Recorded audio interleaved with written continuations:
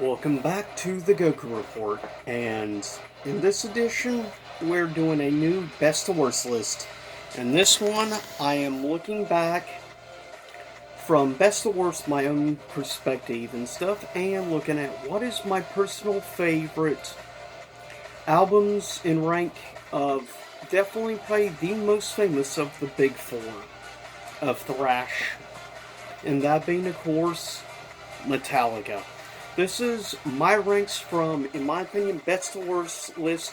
These are strictly my own personal picks, so I'm sure I'm going to have ranks very different than other people out there. That's needless to say, given this is definitely a polarizing band. But with that said, this will be strictly the 10 traditional studio albums. I'm excluding Lulu because that was a co op album, and I am excluding live albums and compilations. So this is strictly the 10 normal albums. With that said, coming in at number 10 should not be any surprise. Coming in at number 10 was the 8th studio album from Metallica. It was released in 2003, just after the ending of the big court battle with Napster. And if you want to know in depth about this album, just watch Rocked Regretting the Past video on the album.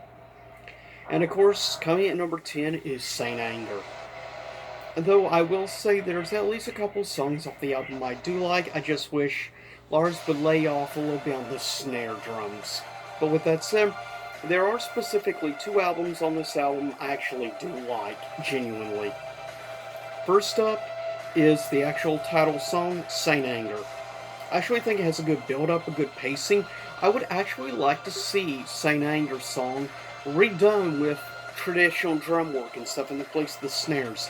I feel like it could really actually gain some more appreciation from people if it would get redone with traditional drum work and stuff. I think it could actually end up being a little more highly respected album. As well, specific song. The other song off the album I personally like is the song called Sweet Amber. I actually think for the most part it's good. At least it's not overly used on the snares like songs like The Majesty of the Song, whatever, Tick Tick Tick Tick Tick Tock, or however you want to go. Stupid song. But the super rantic thing. Coming in at number 9 was their 7th studio album, released in 1997, and that is, coming at number 9, is the album Reload, which would be the last album before the 2000s, or the new generation. That would be the last album of the 90s. Now, personally, I like Reload. I still think it's an okay album, even at number 9. It has definitely a few specific songs I like. Two of my favorite Metallica songs are actually off of Reload. Those two songs are Bad Seed and The Unforgiven 2. Those are arguably two of my all-time favorite Metallica songs, which is maybe why I still have a love thing for Reload. I especially Bad Seed has always been one of my top 10 favorite tracks from the band as a whole. Coming in at number 8 was their 6th studio album, released in 1996. I'm not sure what other people's thoughts are, but for me, number 8 is Load. Like I said, released in 1996. It would have, there's specifically 3 songs off this album I really like. They are Keen, Nothing, Thorn Within, and Bleeding Me are arguably my favorite songs off the album. Though it has some other songs, I will say overall I probably like Bad Seed and The Unforgiving 2 a bit more than it, but overall I think there's a little more consistency with Load over Reload. But with that said, coming at number 7, I'm not sure what most people opinions are on their number, or rather the 9th album, released in 2008. I think it was a return to form for him personally. It would be only the third ever Metallica album I would actually own physical on CD. The only three Metallica albums I actually ever bought physical on CD were the Black Album, this album, and another album coming up later, which is Ride the Lightning. But with that said, for me, coming at number 7 is their ninth studio album, like I said, released in 2008, and that would be Death Magnetic. I personally think this album is actually genuinely underrated. I think it is a pretty consistent album through and through. There's a reason why I put it over 3 of the other albums and gave it 7th place. I feel Death Magnetic probably more than many other people out there. I'm not sure. It could be because I didn't get into Metallica until really the mid-90s. Around my early teen years was when I started checking out Metallica. But with that said, yeah, Death Magnetic, great album. 3 specific songs I highly recommend off of it. The End of the Line, All Nightmare Long, and The Unforgiving 3. I love the Unforgiving series of songs. Always have, always will. That was the first song when I discovered that Death Magnetic had a third installment song of that series of songs, The Unforgiving. That definitely got my attention and got me to get the album, which I believe I originally picked up that album actually about a year later in like 2009, which hard to believe that was 12 years ago. With that said, coming in at number 6, might be a somewhat controversial opinion, I'm sure, definitely. But when it comes down to it, a band like Metallica, it's always going to be controversial what your opinions are ranking, because there's always going to be somebody that definitely disagrees with you, and it's just how it is, especially with the Big Four. But for me, coming in 6th place is their 4th studio album released in 1988, and that is the album and Justice for All. Comes in at number 6 for me. 3 specific songs that I hold pretty highly off this album. A couple I feel are actually underrated. Specifically, songs for me that stand out: Eye of the Beholder, To Live is to Die, and of course, One, which is no surprise. It's definitely one of their most popular songs, arguably of all time, but I definitely feel like Eye of the Beholder is a song I'm surprised I don't know more people really talk about. I think it's one of the standout tracks off the album. With that said, coming in number 5, a somewhat controversial opinion, is their most recent album, and that is Hardwired to Self-Destruct, their 10th album, released in 2016, 5 years ago, hard to believe. But easily my top 3 favorite songs off the album are Now That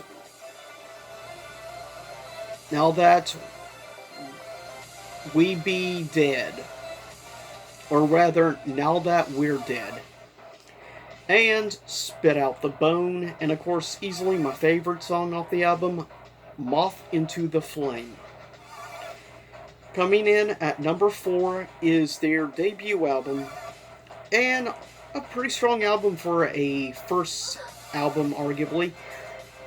Released in 1983, having 3 specific songs I really love off this album, and they being, of course, Hit the Lights, Seek and Destroy, an all-time classic, and Phantom Lord, which I think is one of their more criminally underrated songs, personally.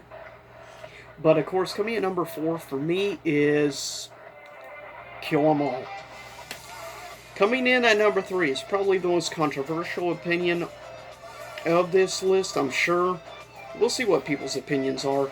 But for me, coming in at number 3 is their 3rd studio album, released in 1986. I also feel, though, it's kind of their most overrated album, still number 3, because it is a great album. It has many memorable and amazing songs, and great concepts and everything, and definitely these 3 songs stand out to me. Damage Inc., Battery, and the song, of course, Master of Puppets. Coming in at number 3 favorite studio album from the major, the biggest of the big four, is Master of Puppets. Is third favorite album for me. Why? Because the next two hold an even higher place for me personally. Like I said, it's really based on what albums you heard first, you were introduced to by the band, and also consistency. And I'll say number two, in my opinion, is the most consistent album, arguably, of their entire discography. Coming at number two, released the same year I was born, the same year Transformers and the original, of course, the original Nightmare on Elm Street came out. Released in 1984. My number two favorite studio album of their discography, and it's the number two album ever released. And three specific songs that really stand out to me are as follow. For Whom the Bell Tolls, The Call of Cthulhu, and why they misspelled, or maybe it's just what they purpose. An incredible piece of art, I might add, that track. But For Whom the Bell Tolls is a masterpiece. And of course, Ride the Lightning track. In my opinion, Ride the Lightning is arguably their most consistent and their most perfect flowing album of their entire discography, as well as one of the best flowing albums. I think definitely consistency-wise, when it comes to if you listen a full playthrough beginning to end, without a shadow of a doubt, Ride the Lightning is the most consistent album that Metallica has ever made, and I will stand by that statement, and yes, I do think it's better than Master of Puppets. Just my opinion. Coming at number one was the first album I would actually ever own from this band. It would be not only the first one I would ever have on CD, it is also the only album I have on vinyl. And that is coming at number one, the Black Album. But for me, arguably, number one favorite Metallica album of all time is the Black Album. Released in 1991, their fifth studio album.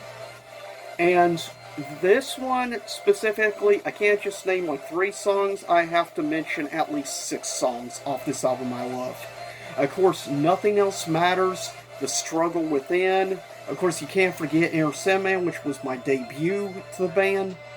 Holier Than Thou, The Unforgiving One, and of course, last but not least, Don't Tread on Me. This is a masterpiece album, and I will stand by my statement that the Black Album is my all-time favorite thrash, probably metal album, more or less. And because of it being the first one I ever owned and ever listened to all the way through, nostalgia factor heavily implied, but that's how it's going to be with most people for a band that's been around this many years. And if it was part of your childhood as well as teenage years, you're going to gravitate. And that is one thing the Black Album has over all the other albums, is nostalgia factor, heavily applied. But like I said, in my opinion, it's pretty close between the Black Album and Ride the Lightning for me personally. But with that said, leave a comment below and tell me what your thoughts are. What is your personal favorite album from, of course, Metallica? What's your personal favorite songs? And what do you think is, which one holds the most nostalgia for you? Like I said, for me, it's the Black Album. Like I said, consistency, it's Ride the Lightning. Though there's definitely some definite high highs with, of course, Master of Puppets. But with that said, I'll see y'all next time. Same YouTube time, same YouTube channel. Stay safe. That's it for this edition of The Goku Report.